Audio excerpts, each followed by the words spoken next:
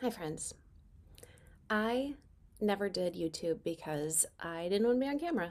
I didn't want to have to get ready or do my hair or put on makeup or figure out what was going on in my house, all the things. So I'm doing this video because some of my podcast listeners are going to see that this is happening on YouTube and wonder after I've talked about not wanting to be on video and not being on social media a whole lot, what's happening. And so I want to do a behind the scenes kind of situation because I think that some of my clients who do love being on video and YouTube and social media and all the things that I love doing, or the ones that want to but don't know how to do it, would benefit from a little behind the scenes. And even all my coaches who are wondering, how do I just get started? Like, what would it look like for me to be a podcaster, client, coach, or whatever they want to do? I'm like, you know what?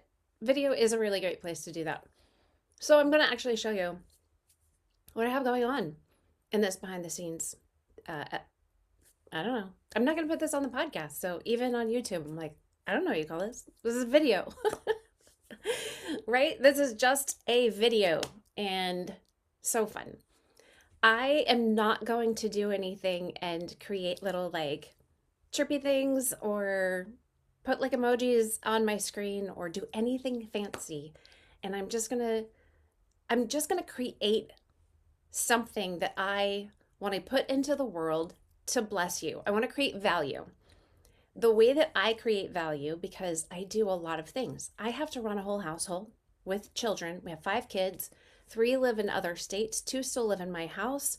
And I have 2 dogs that will bark while I'm doing this. It's different than in a podcast. It just is.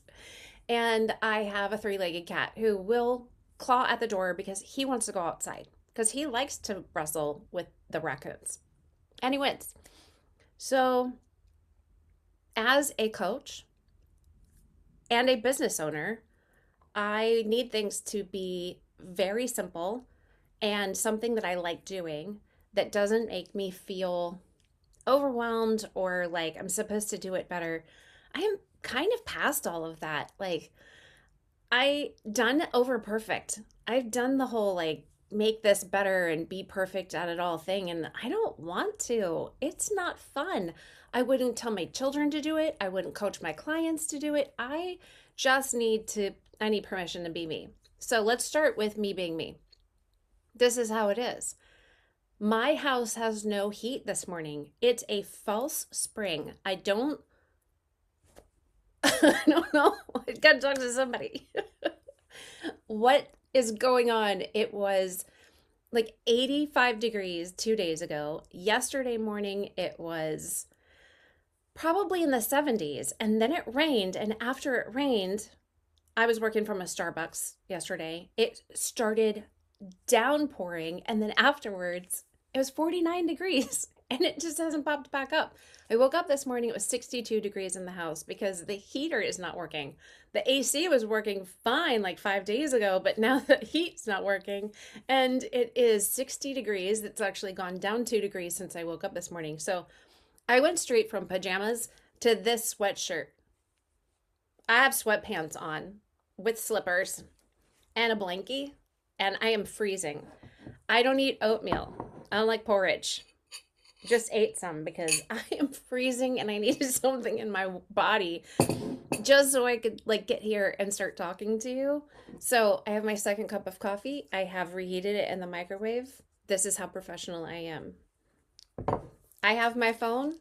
It's on do not disturb because we can't be disturbed, right? So I'll just swipe up from the top and I hit focus and I hit do not disturb, silence all notifications when I start coaching, recording, anything like that. Because I can't do that. Emergencies can get through. My kids can find me. But that doesn't ever happen. Thank you, Jesus. I have my AirPods in case I need to, if I'm on a confidential call with a client, I put in my AirPods and I have voice isolation on there, noise cancellation, and I just want to be all in focused. I have my dog's collar thing here because he's going to start it just vibrates him. It doesn't I don't really use the shock unless he's doing something crazy like chasing 15 deer down the street and I need him to come back. But otherwise, I just do the vibration, and that's enough to get his attention because the Amazon driver is going to come and drop off my new backpack today. And when he comes along here, Arth is going to go out of his mind. Enter. Um, this is funny. This is behind the scenes, so I'm all in. We call these things, we ask them if we look at the dogs and we go, you want to get vaped? Because they look like one of those vape things. And so my littler dog, she has that high yappy voice. And so what I do is I just tell her, um, okay, my phone just went off because a kid is trying to get a hold of me and I'm not available right now. But it did get past the notifications because my children can get a hold of me. Anyway, I just look at the dog and she doesn't even, she's like the firstborn of all of the dog, like the pet children. And so as a firstborn will do, she's like, oh, I don't want to get in trouble, so I'm not going to do anything. And all you have to do is show her her little pink one and say like, do you want to get vaped? She just runs away and she stops barking. Anyway, this is my coaching setup. I have something if I need to take paper notes, but when I'm coaching, I actually type all my notes into the shared Google document that I use with my clients that's completely confidential and locked just between us. But I'm always typing my notes about my client session in that place. But I do have this just in case I need to make something. If somebody screen shares something with me, I am nearsighted. I have now, as a middle-aged woman, yay, I have the bifocal contacts. So I have one that can see far away, one that can see up close. And every now and then if something is like dark lit or very small, I still have to put on my readers, but then you can see. Okay, well, now you can see my front yard. So anyway, I have to use these if a client shares a screen with me, or I have to look at something and it's just small, really small, and I can't see it. Or I have to get really, really close, where you can see like all of the things. I put on like a tiny bit of eyeshadow today and some mascara. I am not this tan in March naturally on the East Coast, but I do use self tanner. And so I don't put on makeup anymore. I just go like, I just don't have time. My hair is pulled back in a ponytail. And you know what? I put out a podcast. I put out 2 podcast episodes, one for Christian Life Coach Collective and one for Storymakers. And I do that every week consistently. And I have coaching clients. And I run an international nonprofit missions organization doing crisis response. And I run the household. I don't do yard work. And I don't keep green things alive. I have like debt. I have fake green things, but don't buy me a plant. So I want to say all of that in an effort to show you like you can just do what you're called to do where you are. Okay? I had a daughter, she moved out. I took her bedroom. I painted it my favorite color. I live in a log cabin, so 2 of the walls are made out of pine, and so there's just nothing I can do about that. But I was able to paint 2 of my walls this beautiful kind of blue-green color. I ordered offline this wallpaper, like they're like sticky. They're stickers. You can take them off. There's a bunch of them back there. You can see them. If you take the life coach certification and training course, my desk is like literally in front of it. And so you can see all of those very closely. And that's what they are. I don't remember the name of them, but there's a bunch of things like that out there. And it just makes me happy. It's not even for a background. I love peonies and I want to see them every day of the year. So I have an old IKEA love seat. It's got a blanket because my dog loves it. I have, let's see, what else can I show you? What I'm doing here. I have my walking treadmill, my microphone where I just hook it up to my computer and we get all the things. I've got my fan because I sweat really bad while I'm on that treadmill. And I'm usually like creating podcast scripts or creating something while I work because I bought it specifically for that. Okay. So let's see. My guitar, because everybody needs a guitar, just in case I want to pick it up. I have my, I work from that seat a lot. I have my whiteboard. I have this beautiful lamp I found in Home Goods, and it just matches the my curtains because I love my curtains. When I came in and I decorated this office, I was like, we are gonna go all in. Who is Laura? What makes Laura feel happy? You know, I've got something my missionary daughter sent me from New Zealand. She was in New Zealand and Fiji, so I have things that she's given me. I have a picture that my daughter gave me of her and her little sister. She left out the other kids. That's cute. Anyway, that was a long time ago. I have a candle that I don't know where I got it. But you know what? It smells like flowers because I don't grow flowers. I get still smell flowers. And I've got my chapstick, my lip gloss, and when I'm with clients or I'm running a staff call for our organization, whatever I'm doing, my ADHD really likes, my brain really likes these little tiny cats. You can get them on Amazon. It came in a pack of 3, pink, purple, and orange. Get other colors if you want. And I have another thing. It's like it just rolls, right? And here's my front yard. I want you to see this because there's a cat out there and he's going to pounce on something. He's a 3-legged cat. There he goes. What's he going to get? Anyway, it'll be prettier when the crepe myrtles start going off up on the street. Behind the scenes, what do you need to do what you're called to do? Do you need, I used to be in my bedroom. I used to have a desk that I bought off Wayfair with a gift card 10 years ago. Terrible desk. But it showed up. I put it in the corner of my bedroom and I took a chair from the dining room and I would sit at my computer and I just started creating documents of what's in my heart. What would I say to anybody? Who do I care about? What do they struggle with? How would I help somebody? That's literally how I started out. It's how even before I started my coaching business, like as an LLC, I just started doing things. I just started talking to nobody. I started typing it out. I did a bunch of things that were busy work and buffering because I didn't know what to do or I was scared of doing what I knew to do. And so I did things like learn Canva, which by the way, like one of the most beneficial things I ever did that was kind of buffering when I started doing it. But I started learning Canva and learning about design and branding and creating things and lead magnets for clients I didn't have. I built a website on Wix, which is now what I have, but I know everything about building a website in Wix. But I didn't have any clients to point to my website, so it kind of was like a moot point at the time. I built and created and paid for business cards that I gave to nobody.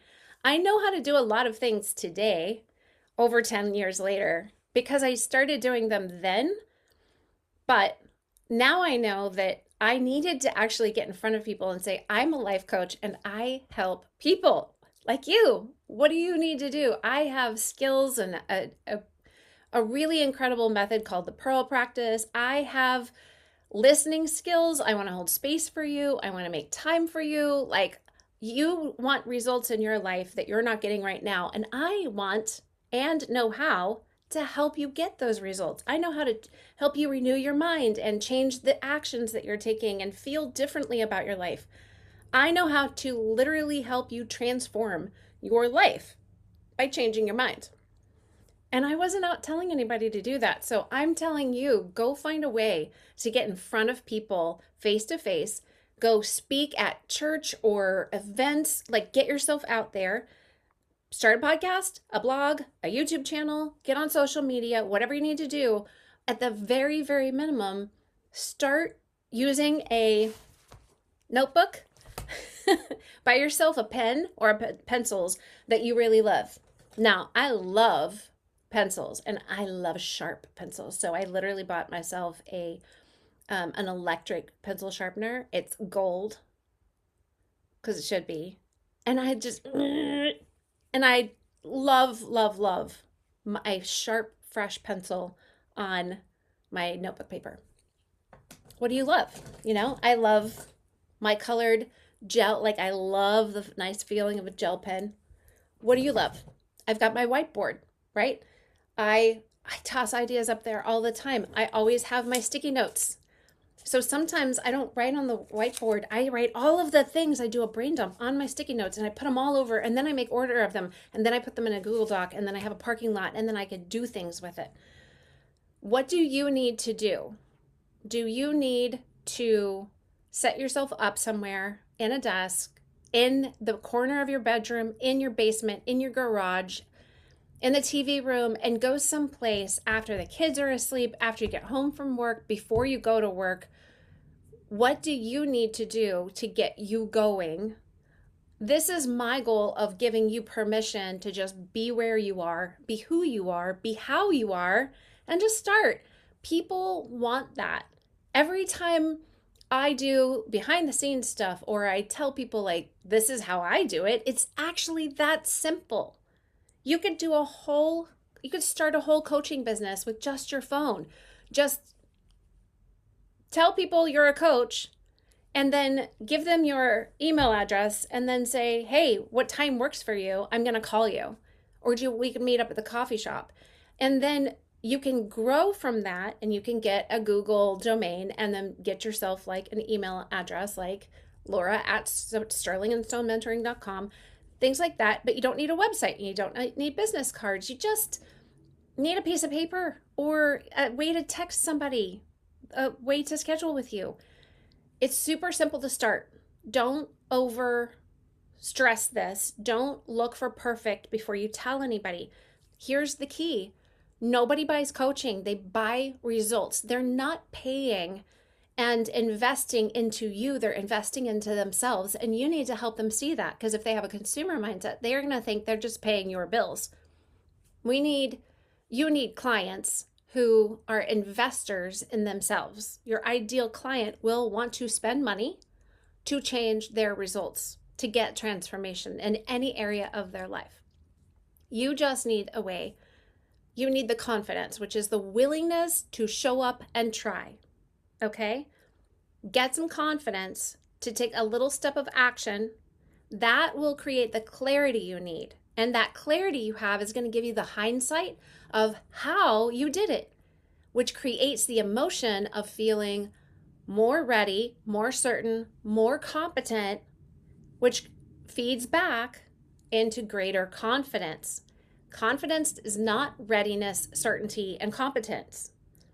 Confidence is you saying, I don't know what this is going to be. I don't know what's going to happen, but I'm willing to just show up and try and engage with whatever negative emotion shows up for me.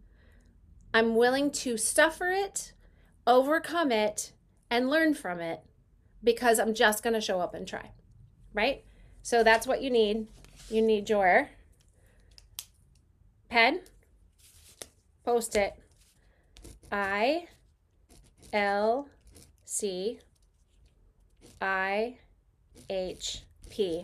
I don't know if my Vimeo recording is going to put this correct, but I don't know how to write it backwards if it doesn't say ILCIHP to you in this video.